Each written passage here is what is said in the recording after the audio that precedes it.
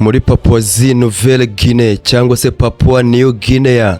Ahangaho uhasanga ubwoko bwitwa Ba-Sambia, bite Sambia people. Ubu ni ubwoko buto bw'abaturage batuye cyane mu misozi yo mu burasirazuba bw'icyo gihugu. Ba-Sambia bagiye bamenyekana cyane kubera imigenzo gakondo yabo yihariye, imihango yo kwinjiza abahungu mu bugabo bakiri bato, uburyo bwabo bwo kubaho bushingiye ku buhinzi n'umuco gakondo. Icyanzanye nicyo cya kabiri nkubwiye cy'umuhango wo kwinjiza abahungu mu bugabo. Ndaza kubikubwira bisobanuye iki. Mbere na mbere hari ubushakashatsi bwinshi bwakozwe kuri bo n'abashakashatsi bo mu by'umuco n'imibereho y'abantu, anthropology, cyane cyane kubera imihango yabo idasanzwe. Abasambia nabo muri Papua Nouvelle Guinea ni ubwoko bw'abaturage batuye mu misozi yo hagati mu burasirazuba bw'igihugu. Izina Sambia ryashyizweho n'umushakashatsi w'umunyamerika wabanje kujya kubasura witwa Gilbert Herdet. Uyu nguyu yahageze mu myaka y'1970 kugira ngo arinde amazina yabo nyakuri igihe yakoraga ubushakashatsi ku muco wabo. Ni akazina yashyizeho ko gukavaringa kubarinda Sambia. Amateka y'aba bantu rero, Abasambia bamaze imyaka myinshi baba mu duce tw'imisozi, bafite imibereho gakondo kandi igiye ishingiye ku buhinzi bwo mu mirima mito, korora ingurube no kubaho mu miryango mito igiye yigenga. Kandi amoko menshi yo muri Papua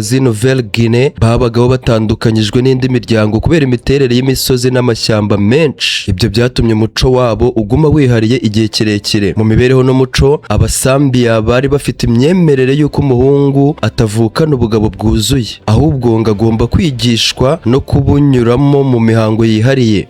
Niyo mpamvu hari abafite amashuri gakondo y'abahungu, imihango yo kubinjiza mu bugabo n'amategeko akomeye atandukanye abagabo n'abagore. Abagabo n'abahungu babaga hamwe mu nzu zabo, men's house, aho bigishirizwaga umuco, intambara n'inshingano z'ubugabo. Mu kinyejana cya 20, cyane cyane nyuma y'intambara ya kabiri y'isi, abaturage bo muri Papua New Guinea cyangwa se Papua Nouvelle Guinea batangiye guhura cyane n'abamisiyoneri, leta n'amashuri by'iki gihe. Ibi byagiye bituma imigenzo imwe n'imwe igabanya ubukristo bwinjira mu buzima bwabo, abana batangira kujya mu mashuri ya kijyambere. Uyu munsi benshi mu Basambia baracyariho, ariko imibereho yabo yarahindutse ugereranyije n'iya kera. Ubushakashatsi bwa Gilbert Herdet nakubwiye w'umunyamerika bwatumye Abasambia bamenyekana cyane ku isi n'ubumenyi bw'umuco n'imibanire y'abantu kubera uburyo bwabo bwihariye bwo kurera no gutegura abahungu. Abasambia bo muri Papua Nouvelle Guinea bavuga ko ururimi rwabo gakondo rwitwa Sambia language, rimwe na rimwe rugashyirwa no mu zindi ndimi zo mu muryango Trans-New Guinea language, ari rwo rurimi bakomeyeho, ari rwo rurimi gakondo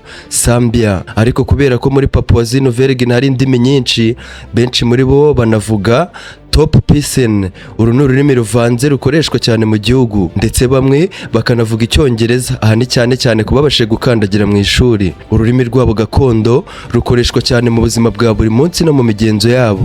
Mu moko amwe muri Papua Nouvelle Guinea, cyane cyane mu basanzwe bitwa Abasambia, mu bushakashatsi Gilbert Herdet yakoze, habagaho imihango gakondo yo kwinjiza abahungu mu bugabo, yari irimo ibikorwa bifitanye isano n'igitsina. Uti ni ibihe? Mu myemerere yabo ya kera, bamwe bizeraga ko umuhungu yagombaga kunyura mu mihango yihariye kugira ngo abe umugabo wuzuye. Nakubwiye ko bizeraga ko umwana w'umuhungu atavukana ubugabo bwuzuye. Muri iyo mihango harimo imyitozo n'imigenzo ubu abantu benshi bafata nk'idakwiye cyane, ibangamiye uburenganzira bw'umwana. Abashakashatsi babivuzeho cyane mu rwego rwo gusobanura umuco n'imyemerere yabo ya kera. Si ukuvuga ko umuco ushyigikiwe cyangwa se ugikurikizwa hose muri iki gihe. Uko imyaka yagiye ishira, ubukristo, amashuri, amategeko ya leta ndetse n'ihinduka ry'imibereho byatumye iyo mihango igabanuka, cyane cyane ireka gukorwa mu bice byinshi, nk'uko byasobanuwe na wa munyamerika w'inzobere mu by'imico n'amateka Gilbert Herdet nyuma yo gusura ubu bwoko. Ngiyo abana b'abahungu bagezaga ku myaka iri hagati y'7 n'10 bamburwaga ba nyina maze bakajyanwa mu gace kihariye karimo abantu b'igitsina gabo gusa. Impamvu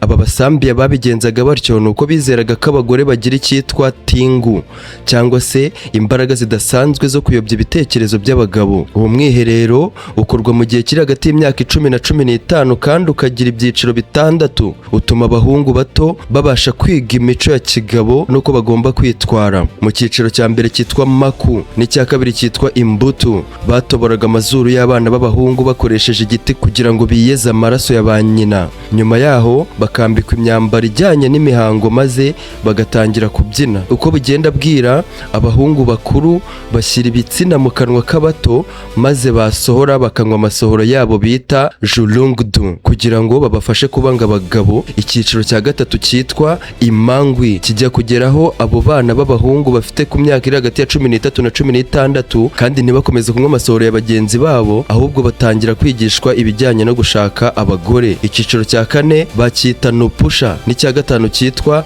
tayikenti biba aho abahungu baramaze gushaka abagore maze bakongera gutoborwa amazuru hifashishijwe ibiti, mu gihe icyiciro cya gatandatu cyitwa mundung kiba nyuma y'uko abagore babo babyaye abana b'imfura. Uyu mwana w'umuhungu arangije ibyo byiciro byose nibwo ngo ababarwa nk'umugabo wuzuye n'indwanyi y'ubwoko bwabo. Ngayo nguko rero wiyumviye ubwoko budasanzwe aho abana b'abahungu batamikwaga ibitsina bya bagenzi babo kugira ngo banywe amasohoro maze ngo bemerwe nk'abamaze kuba abagabo ba nyabo.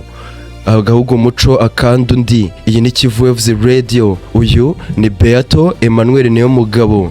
Urakoze.